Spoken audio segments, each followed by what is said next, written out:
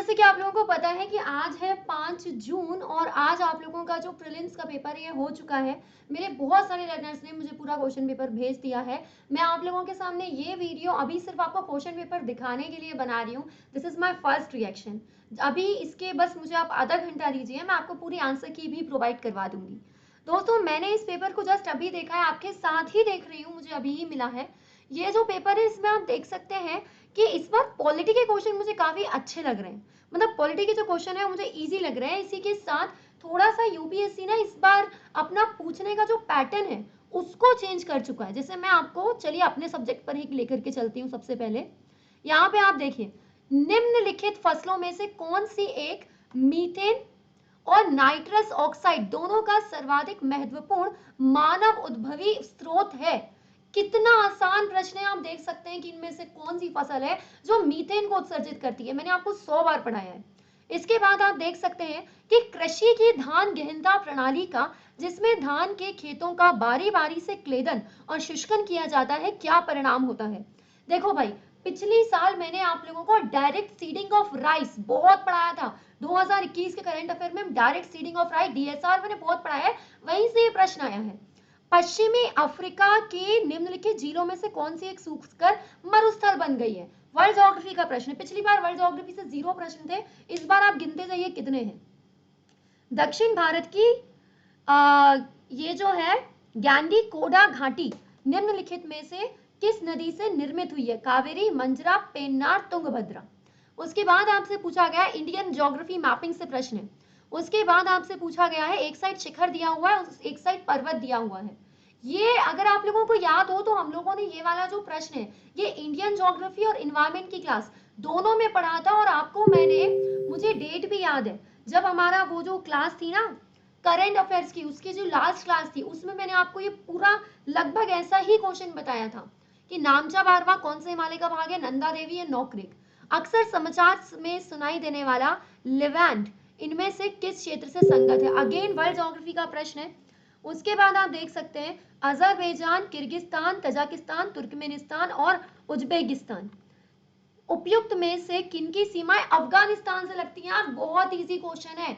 Indian geography की जो classes होती हैं, हमारी जो वर्ल्ड ज्योग्राफी की क्लास होती है उसमें मैं आपको इससे ज्यादा 100 गुना कठिन तरीके से पढ़ाती हूँ। तो अभी मैं आप ही के साथ क्वेश्चन पेपर पढ़ रही हूँ एंड अकॉर्डिंग टू मी ये क्वेश्चन पेपर भाई मतलब काफी ज्यादा मुझे सरल महसूस हो रहा है। चलिए आगे के प्रश्न देखती हूँ मैं।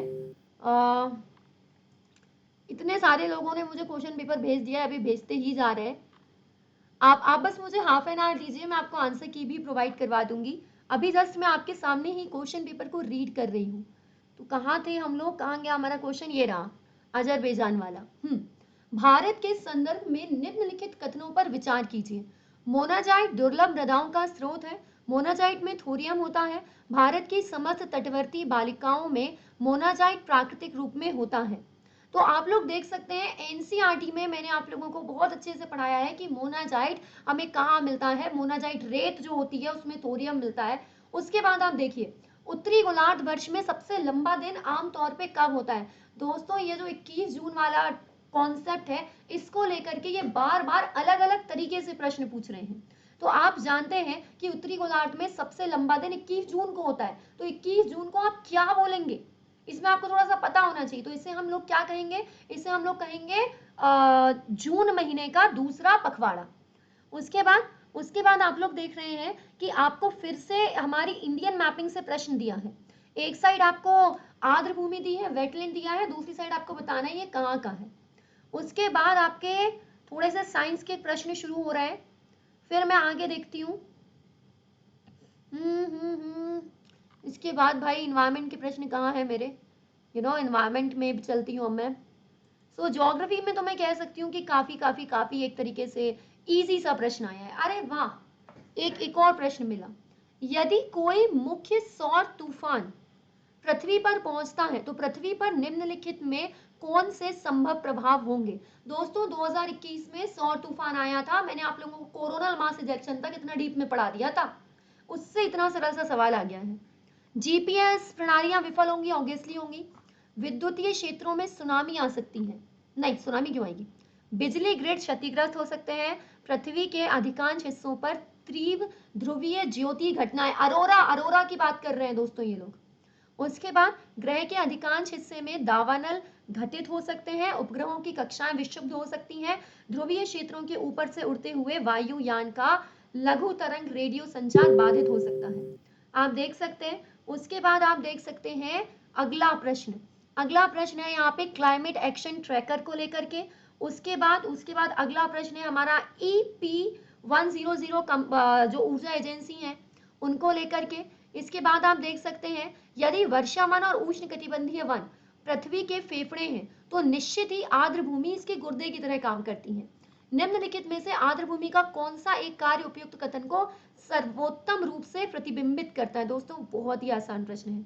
WHO के बारे में यहाँ पे पूछा है। मैंने आप लोगों को WHO के दोनों ही तरीके के जो प्रश्न है वो बहुत ही अच्छे तरीके से मतलब दोनों ही तरीके के जो इंडेक्स है वो समझाए थे। मैंने आप लोगों को बताया था कि जो WHO है वो कौन सी गाइडलाइन जारी करता है। उसके बाद हमारे यहाँ पे नेशनल जो हमारा केंद्रीय प्रदूषण बोर्ड है वो कौन सी गाइडलाइन जारी करता है।